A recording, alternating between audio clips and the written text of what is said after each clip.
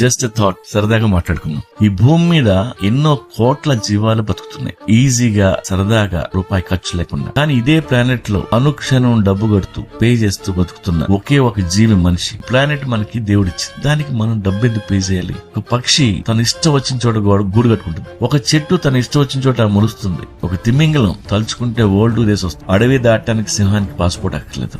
ఆఫ్రికాలో ఉన్న కొంగలు కొల్లేరు గెస్ట్ హౌస్ లో కొన్నాళ్ళు నుండి వెళ్ళిపోతున్నాయి. అన్ని జంతువులు, పక్షులు హ్యాపీగా, ఫ్రీగా, క్రెడిట్ కార్డ్స్ లేకుండా బతుకుతున్నాయి. వారికి డబ్బు అక్కర్లేదు. మనకి మాత్రం తినడానికి డబ్బు కావాలి, ఇల్లు కట్టుకోవాలంటే ల్యాండ్ కొనాలి, తర్వాత పర్మిషన్ కొనాలి, బోర్డు దాటాలంటే పాస్పోర్ట్ ఉండాలి. ప్రపంచాన్ని ముక్కలు చేసుకున్నాం. అది వేరే దేశం అట, మనది కాదట. పైగా మన దేశంలో కూడా బతికినంత కాలం మనం డబ్బు కడుతూనే ఉండాలట.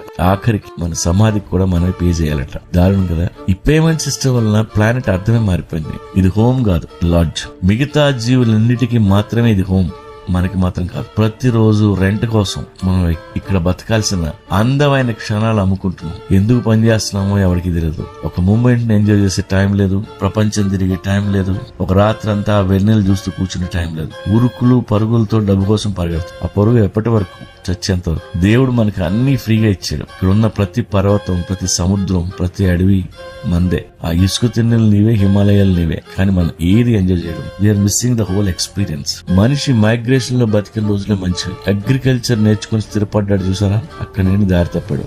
జీవితంలో స్థిరపడ్డాము అంటే ఇరుక్కున్నామే, ఫ్రీడమ్ ఉండదు. అందుకే తాడు బొంగరం లేని జీవితాలు ఎంత బాగుంటాయి. హాయిగా పక్షుల్లా ఎగురుకుంటూ ఒకటి మాత్రం నిజం, మనం బతికేది బతుకు కాదు, మనకంటే ఆ కాకి మేలు. ఈ ఇల్లు దాంది, మంది కాదు. మనం పుట్టింది రెంట్స్ కట్టడానిక.